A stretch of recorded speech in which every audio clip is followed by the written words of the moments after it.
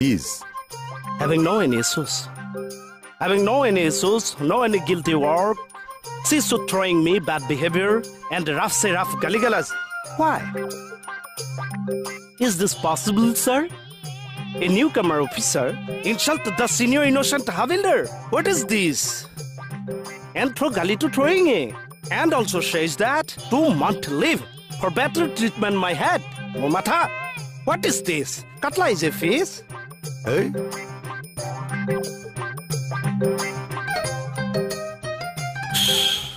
Excuse me, sir. আহে যদি সোনকালে আহক।